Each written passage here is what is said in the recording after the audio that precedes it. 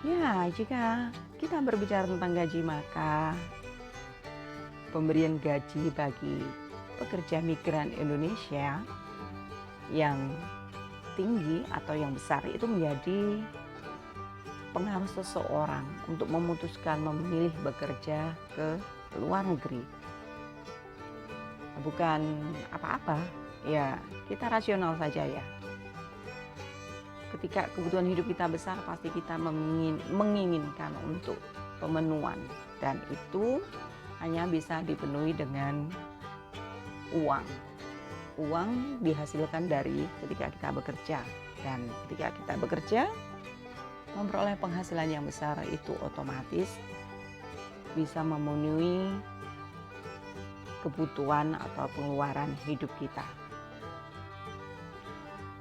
Itu kenapa banyak sekali daripada rakyat Indonesia yang memutuskan untuk bekerja ke luar negeri. Hal ini ya karena gaji yang diterima jauh lebih besar dibanding bekerja di Indonesia.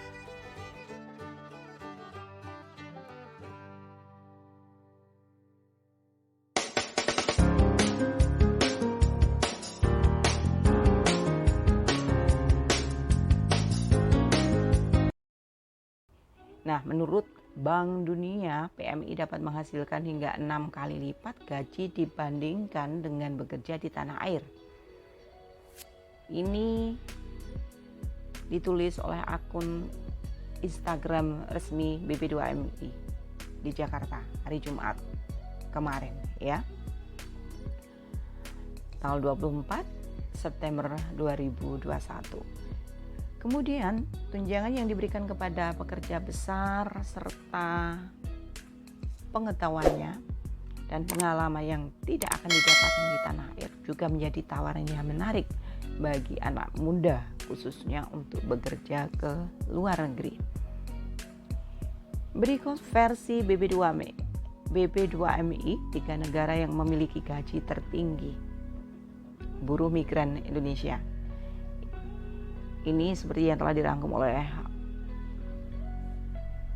Okson yang dikutip dari akun Instagram BP2MI RI ya.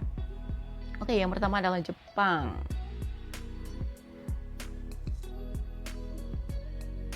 Terkenal dengan negeri sakura atau matahari terbit, ini menawarkan gaji sebesar 30 juta. Wow. Benarkah?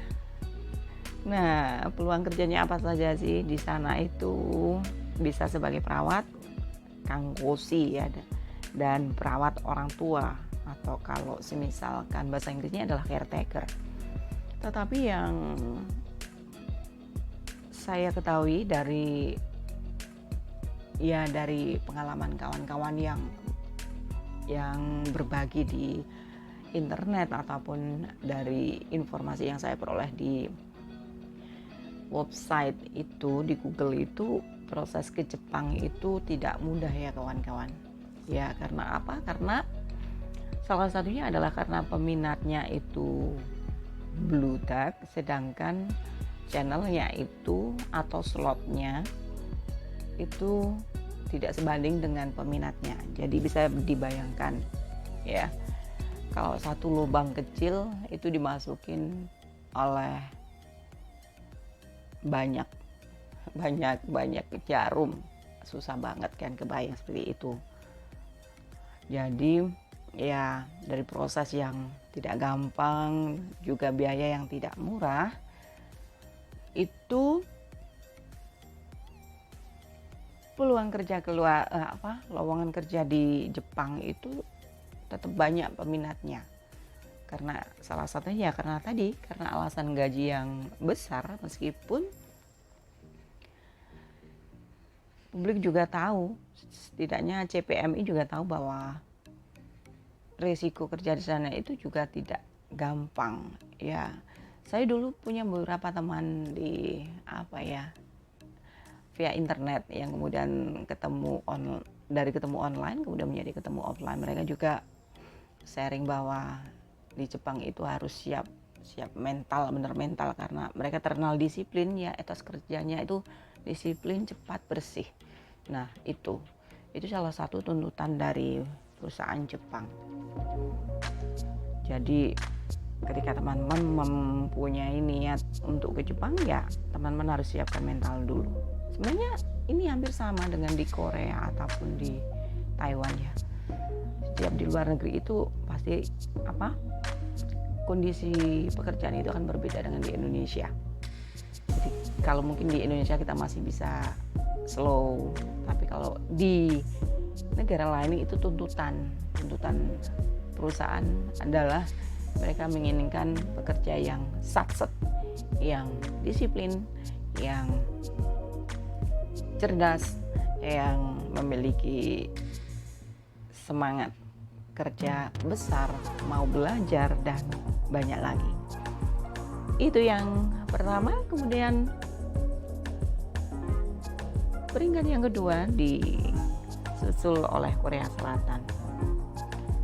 Nah, ada Korea Selatan yang memberikan gaji PMI sebesar 1.795.310 won atau setara dengan 21.543.720 rupiah. Jadi Korea Selatan juga menjadi jujukan ya, atau tujuan favorit daripada JPMI. Banyak sekali daripada teman saya yang sudah berhasil bekerja di sana. Berhasil dalam arti berhasil bekerja juga berhasil dapat duitnya ya, sukses. Pulang mereka itu bisa membangun usaha sendiri, mereka bisa membangun fasilitas rumah, kendaraan, ya semacamnya. Alhamdulillahirrahmanirrahim. Nah, peringkat ketiga adalah negara dengan bendera putih merah atau Polandia. Ini menawarkan peluang pekerjaan sebagai welder atau tukang las ya, dengan gaji bulanan basic itu mencapai 10 juta.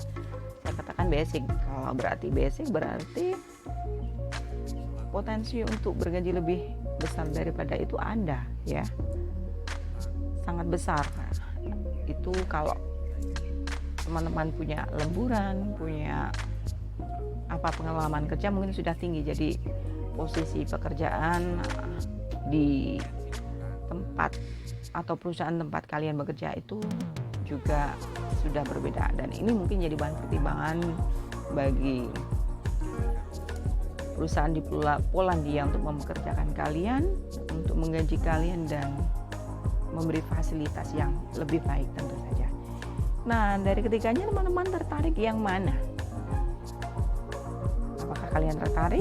Dan mungkin karena terkendala pandemi ya, jadi kita masih belum seluasa dulu, tapi dari internet yang saya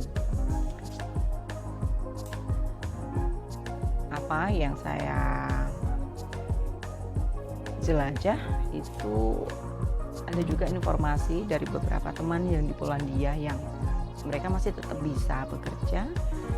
Jadi keberangkatan dari Indonesia juga masih ada meskipun jumlahnya memang minim.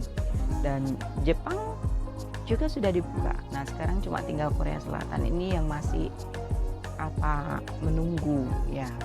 Mungkin ada beberapa, atau mungkin untuk teman-teman yang sudah punya pengalaman itu ada yang bisa masuk ke Korea Selatan dengan tanpa pakai visa pekerja. Tapi saya tidak menyarankan, karena ini tentu saja banyak risiko yang kalian akan tanggung. Sebenarnya ketika posisi JPMI keluar dari Indonesia bekerja di negara tujuan manapun dengan tanpa dokumen yang valid alias ilegal, itu sudah memberikan atau peluang ke kalian sendiri untuk tidak terlindungi secara maksimal ya. Jadi saran saya, tetap bekerja sesuai aturan hukum yang berlaku. Jadilah pekerja yang legal ya. Oke. Untuk sementara ini dulu dari saya ucapkan terima kasih telah menyimak video saya hingga akhir, dan saya ucapkan happy weekend to all. Selamat berakhir pekan bersama keluarga. Sehat selalu, sejahtera selalu. buruh migran Indonesia.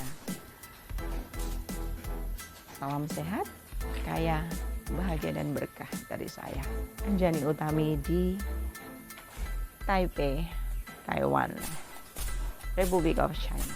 Ya, akhirul kata wassalamualaikum warahmatullahi wabarakatuh. Dadah, jayo.